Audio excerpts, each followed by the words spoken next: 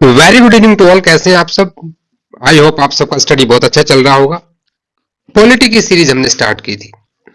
Polity के regular classes में तो चल ही रहा है, तो यूट्यूब पर भी हम बीच बीच में ऐसे वीडियोस डालते रहेंगे जिससे कि हमारे जो स्टूडेंट्स यूट्यूब पे फॉलोअर हैं सो दैट उनको एक अच्छा मटेरियल मिलता रहे। प्रीवियस क्लास में बात की थी आपकी कॉन्स्टिट्यूशनल हिस्ट्री की और कॉन्स्टिट्यूशनल असेंबली की हिस्ट्री की। दो क्लासेस इसकी आ चुकी हैं। तो आज हम बात करने वाले हैं the most important topic, preamble. What is the preamble? अब जब आप लॉ में भी पढ़ते हैं तो the preamble means the intention of the maker behind it. It means the preamble of the Indian Constitution shows the intention of founding fathers and mothers. क्योंकि जो कॉन्स्टिट्यूंट असेंबली थी उसमें महिलाओं का भी बहुत ज्यादा योगदान रहा है। प्रीएम्बल के बारे में आज हम समझेंगे कि what is the role of the preamble in the constitution.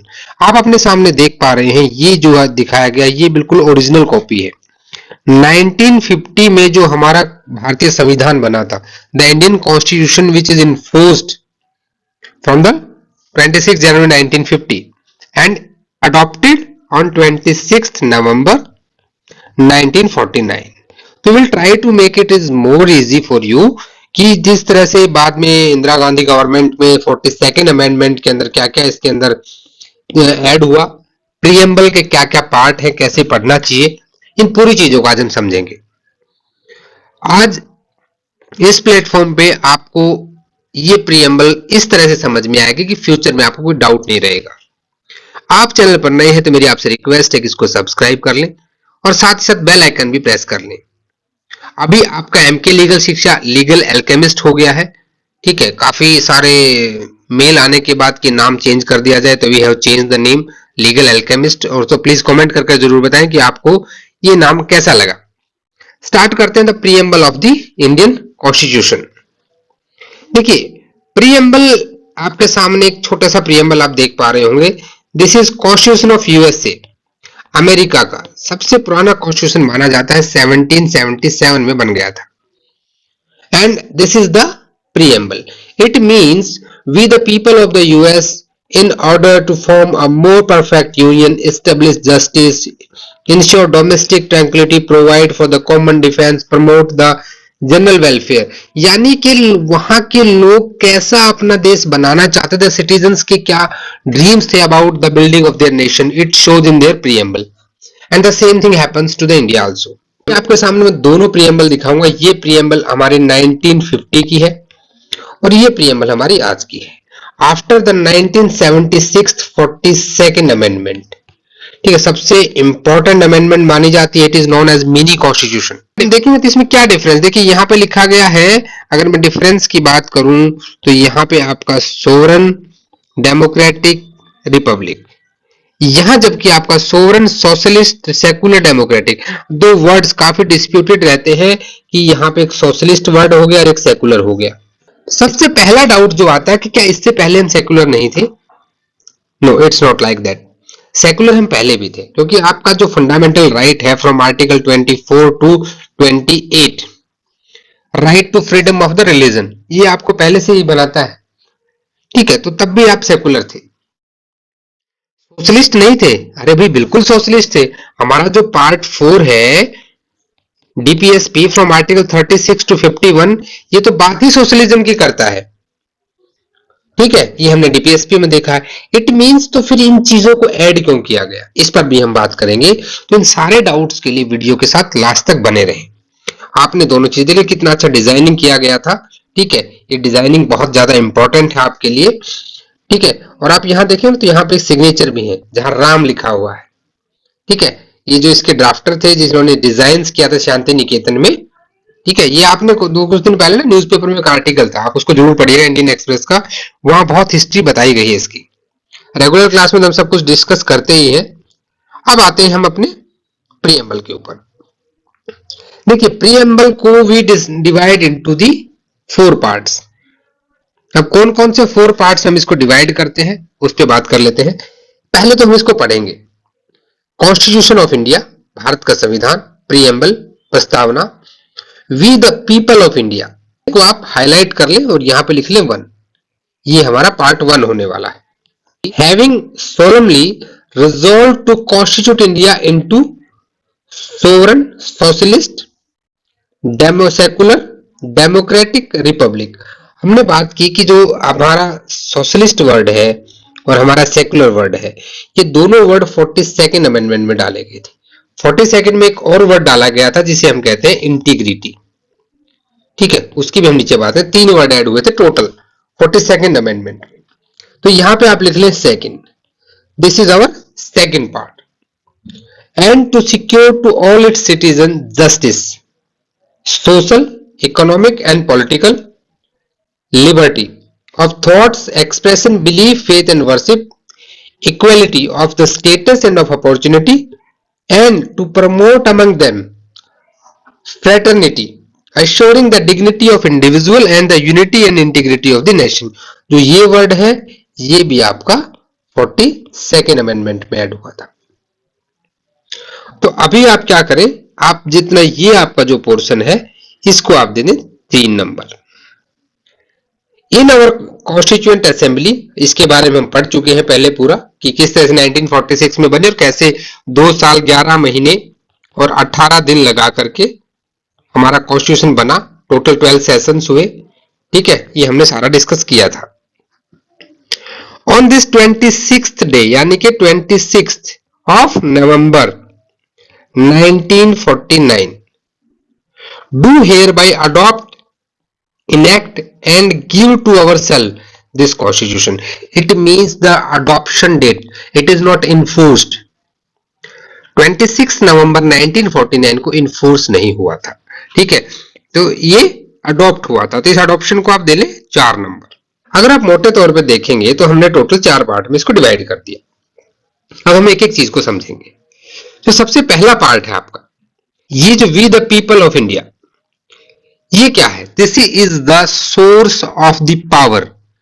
First part को लिखें आप, source of the power. Source of power, it means the Indian constitution draw its power from the people of India, क्योंकि democratic country हम लोग और यहाँ पे लोगों की सरकार, लोगों के द्वारा सरकार, लोगों पर सरकार, ये आपने समझा है। ठीक है, लोकतंत्र है, डेमोक्रेटिक कंट्री हम लोग। ठीक है, तो we the people of India is the क्या है? Authority, power of the constitution. ठीक है, यानी कि जो भारतीय संविधान है वो अपनी पावर कहां से ड्राइव करेगा? वी द पीपल से, we the people of India. Clear? अब चलते हैं सेकंड पे। सेकंड कह रहा है sovereign, socialist, secular, democratic, republic. What is this? This is the nature. तो सेकंड पार्ट को आप अपने यहां लिखें nature, nature of the Indian constitution. First part tells you about the source of the power, second part tells you about the nature of the constitution। हमारा constitution कैसा होगा, हमारा देश कैसा बनेगा हमारे कॉन्स्टिट्यूशन। सो हमने यहाँ पे कहा having solemnly resolve to constitute India, India को हम कैसा बनाना चाहते हैं। तो नेचर क्या रहेगा हमारा? भाई हम सोवरन रहेंगे, we are sovereign. It means we are not depending on any country, we are fully independent in our internal and external matters. भैया हम किसी के डोमिनेशन में नहीं रहेंगे। सोशलिस्ट, हम सामाजिक हैं, सोशल वेलफेयर की बात करते हैं। धर्मनिरपेक्ष, स्टेट का अपना कोई धर्म नहीं होगा। डेमोक्रेटिक, डेमोक्रेटिक वर्ड से ही क्या आता है? Demo means the people, cratic means rule, rule of the people. And republic, and गणतंत्र। And to secure its all citizen. So the second part will tell you about the nature of the Indian state. It declares India, हम India को कैसा बना रहे हैं? Sovereign, socialist, secular, democratic and republican. Understood? Now we came to the third part. Now third part will tell you about the objective. It tell you about the objective. Objective कैसा है हमारा? कि सबको जस्टिस मिलना चाहिए, ये हमारा objective है। ठीक है, कैसा जस्टिस मिलना चाहिए? सोशल हो, इकोनॉमिक हो और पॉलिटिकल हो। जब आप डीपीएसपी पढ़ते हैं, आर्टिकल 38 आपको क्या कहता है? यही तो कह रहा है कि सोशल ऑर्डर होना चाहिए। आर्टिकल 14 क्या कहता है? इक्वलिटी बिफोर लॉ, यही तो कह रहा है। Justice, social, economic and political, सभी सिटीजन्स का ये चीजें सिक्योर होंगी, सबको जस्टिस मिलेगा, सबके पास लिबर्टी होगी of thought, expression, belief, faith and worship. अब देखिए यहाँ पे आर्टिकल 19 एंड 24 एंड 25 दोनों आपके इनविसेस हो जाते हैं। Equality, right to equality 14 to 18। Equality कैसी? स्टेटस में इक्वालिटी, अपॉर्चुनिटीज में। भैया आर्टिकल 16 आपको पता है, एम्प्लॉयमेंट में अपॉर्चुनिटी सबको इक्वल मिलेगा। And fraternity, and to promote among them, सब में प्रमोट करना है, क्या करना? भाईचारे की भावना, फ्रेटर्निटी प्रमोट करनी है, लेकिन साथ साथ एश्योर करना है, क्या एश्योर करना है? डिग्निटी ऑफ द इंडिविजुअल, किसी इंडिविजुअल की डिग्निफाइड लाइफ होनी चाहिए, article 21। And the unity and integrity of the nation, भैया देश की भी प्रभुता और अखंडता का ख्याल रखना है आपको, इसलिए यहाँ पे इंटीग्रिटी वर्ड जोड़ा गया। अगर आप पुराने प्रियम्बल में देखेंगे तो इंटीग्रिटी वर्ड नहीं था। So the third part will tell you about the objective of the Indian constitution. Understood that justice, liberty, equality and fraternity हमारे ऑब्जेक्टिव्स रहेंगे इस कॉन्स्टिट्यूशन में। हमने इसी हिसाब से कॉन्स्टिट्यूशन को बनाया। थर्ड रहेगा आपका, फोर्थ लास्ट वन रहेगा आपका डेट ऑफ अडॉप्शन। थोड़ा सा पेन को छोटा कर लेते हैं। Date of adoption and enactment. तो ये क्वेश्चन बहुत बार ना एमसीक्यू आपसे पूछा गया है कि what is the date of adoption and enactment of the Indian constitution. So it's 26 November 1949, preamble ने ही बता दिया है। Understood. So these are the 4 parts. इनको एक बार हम रिवाइज कर लेते हैं।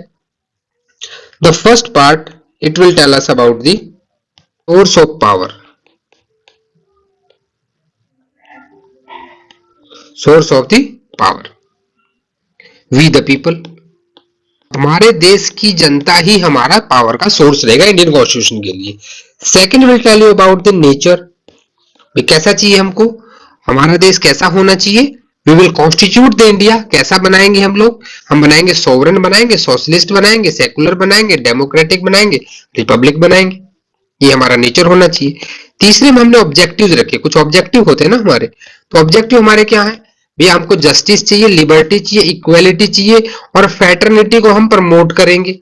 And fourth one is the date of the adoption and enactment. 4 part आपको समझ में आ गए अच्छे से, कोई डाउट? चलिए, ये तो था आपने समझा एक बार अपनी प्रियम्बल के डिवीजन को।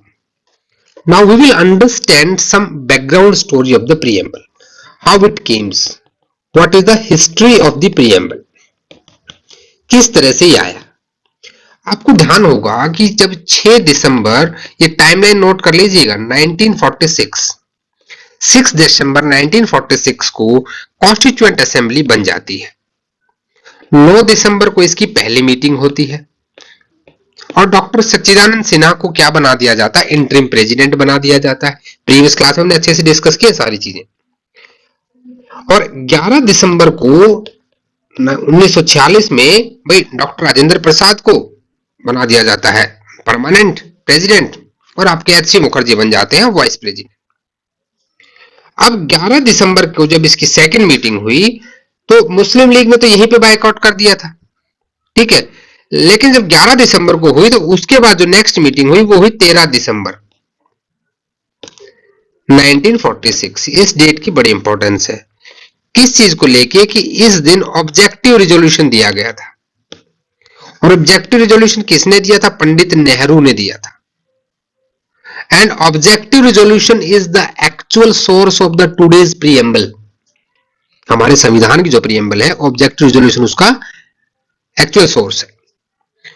13 दिसंबर को दिया और इसको जो का तो जैसा दिया गया था वैसे का वैसा 22 जनवरी 1947 को अडॉप्ट कर लिया गया। And this will become the base of the Indian constitution. अब एक व्यक्ति थे बी.एन. राव। कौन थे ये लोग? इसको बहुत कम जानते हैं। ये हमारे कॉन्स्टिट्यूएंट असेंबली के कौन थे? कॉन्स्टिट्यूशनल एडवाइजर थे और इन्होंने ही ड्राफ्ट तैयार किया था। बहुत ही मतलब हाई लेवल के विद्वान थे ये। And he became the first chief justice in the international court of justice जहाज इसका क्वार्टर कहाँ, हेग में है। ये भी आपके लिए एमसीक्यू कोटा हो गया, ठीक है। यार ध्यान रखना, जब भी एक्स्ट्रा बम्पर्स आते हैं तो उनको नोट डाउन कर लिया करो। तो बीएन राव ने कहा था कि भाई देखो, ये इन चीजों का प्रियम्बल जो है वो बहुत इंपॉर्टेंट है, क्योंकि it will show the actual intention of the founding fathers and mother, कि कैसा कॉन्स्टिट्यूशन बनाना चाह रहे हैं। आफ्टर में जब कॉन्स्टिट्यूशन बन गया था उसके बाद, अब भाई नाना पालकी वाला को कौन नहीं जानता है, एन ए पालकी वाला, नाना पालकी वाला के नाम से फेमस है। और इनका सबसे इंपॉर्टेंट केस माना जाता है केशवानंदन भारती केस। इनकी एक बड़ी फेमस कोट है कि the preamble is the identity card of the constitution, पहचान पत्र है भारतीय संविधान का प्रियम्बल। प्रस्तावना को भारतीय संविधान का पहचान पत्र बता दिया था इन्होंने, ठीक है। चीजें क्लियर हुई यहां तक। सो किस तरह से ये आई पिक्चर में, ये आप समझ गए। अब 42nd अमेंडमेंट के अंदर इसमें 3 वर्ड जोड़ दिए गए, सोशलिस्ट वर्ड जोड़ा गया, सेक्युलर वर्ड जोड़ा गया। आजकल बहुत सुनते हैं ना कि कांग्रेस ने जोड़ दिया, भाई सेक्युलर हम पहले भी थे, ठीक है। और क्या जोड़ा गया, इंटीग्रिटी जोड़ा गया। एक चीज मैं आपसे जरूर शेयर करना चाहूंगा बीच में, देखिए जब भी आप कॉन्स्टिट्यूशन पॉलिटी या कोई भी आप लॉ का या अपना सिविल सर्विसेज का सब्जेक्ट पढ़ते हैं, it's my humble request and advice from my side, please never fantasise yourself with the emotions, ठीक है। जब रिजर्वेशन पढ़ेंगे लोग तो इमोशनल हो जाएंगे। देखो आपको जॉब लेनी है, आपको नॉलेज लेनी है, तो पहले आप नॉलेज गेन कीजिए, डिबेट करने का काम आपका नहीं है, ठीक है। तो विदाउट टचिंग योर इमोशंस आपको पढ़ना है। आपको हिस्ट्री क्लियर हो गया। अब नेक्स्ट आता है, बहुत बार आया कि प्रीएम्बल हमारे कॉन्स्टिट्यूशन का पार्ट है कि नहीं, is it a part of the constitution, और ये कॉन्स्टिट्यूशन से अलग है, क्या है। तो इस पर बड़ा डिस्प्यूट उठा, भाई पार्ट है कि नहीं है। तो बहुत सारे इंटरप्रेट कौन करता है, सुप्रीम कोर्ट करता है। तो सुप्रीम कोर्ट ने एक बेरूबारी केस आप सबने पढ़ा होगा, हम पार्ट 1 करते हैं तो बेरूबारी केस को बहुत अच्छे से पढ़ेंगे, ठीक है। 1960 का एक केस है। अब सुप्रीम कोर्ट ने इस केस में कह दिया कि इट्स नॉट अ पार्ट नहीं है, all that's very important for the constitution, but ये पार्ट नहीं है। फिर आया केशवानंदन भारती केस, केरला वाला। अब केशवानंदन भारती केस में कहा 1973 में आया था कि yes it is a part of constitution, बिल्कुल है। अब फिर आया आपका एलआईसी केस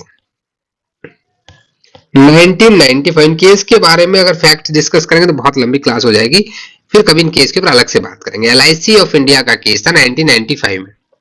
अब सुप्रीम कोर्ट ने यहां पे कहा कि preamble is an integral part of the constitution, and if it is an integral part then very well it can be amended, और अमेंड तो हुआ ही 1976 में। आज तक प्रीएम्बल एक ही बार अमेंड हुई है, but it's a very well part of the Indian constitution. तो अमेंडेबिलिटी की बात होगी कि क्या अमेंड कर सकते हैं, यस कर सकते हैं। तो आई होप आपको आज आपकी प्रीएम्बल के बारे में काफी चीजें समझ में आ गई होंगी। अगर आपके कोई भी डाउट है, बहुत ज्यादा एक्सप्लेनेशन चाहिए, सोवरन क्या होता है, सोशलिस्ट क्या होता है, सेक्युलर, डेमोक्रेटिक, रिपब्लिक, इन सब पे बड़ा लंबा लेक्चर हो जाएगा। अगर फिर भी आप चाहते हैं तो हम इन वर्ड्स के ऊपर डिटेल्ड लेक्चर बनाएंगे, तो मुझे कमेंट करके जरूर बताएं और चैनल को सब्सक्राइब कर लें, अपने दोस्तों को भी शेयर करें। मिलते हैं आपसे नेक्स्ट वीडियो में कुछ अच्छे टॉपिक्स के साथ, तब तक के लिए जय हिंद, जय भारत।